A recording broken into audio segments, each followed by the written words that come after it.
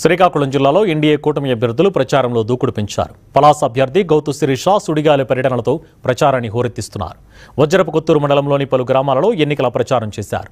పూడి జగన్నాథపురం, హుక్కుంపేట, పల్లివూరు, మత్స్యకార గ్రామాలలో ఇంటింటి ప్రచారం చేపట్టారు. మత్స్యకార గ్రామాల ప్రజలు శిరీషకు హారతులతో స్వాగతం పలికారు. అప్పలరాజు మంత్రి అయిన సొంత సామాజిక వర్గానికి ఏమీ చేయలేదని విమర్శించారు. టీడీపీ వస్తేనే మత్స్యకారులకు న్యాయం జరుగుతుందని చెప్పారు. జగన్నాథపురం, హుక్కుంపేట, పల్లెలు పూర్తిగా కూడా మత్స్యకార గ్రామాలే. మీ అందరికీ తెలిసిన విషయమే. ఇక్కడ ఉన్న సీదిరి అప్పలరాజు గారు ఎమ్మెల్యేతో పాటు మంత్రి కూడా అయ్యారు. అది కూడా ఏ శాఖ కంటే ఆయన ఏ కులంలో అయితే పుట్టారో అదే మత్స్యకార శాఖకి మంత్రిగా అయ్యారు.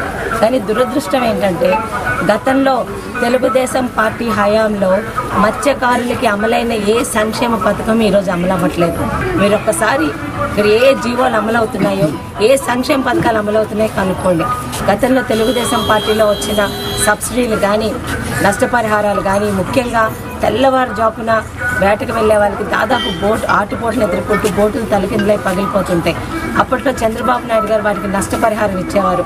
బోటుకు కానీ, అందులో ఉన్న ఇంజన్కి కానీ, ఆయిల్ సబ్సిడీలు కానీ, వలలకు కానీ, ముఖ్యంగా షెడ్లు అవన్నీ తెలుగుదేశం పార్టీ హయాంలో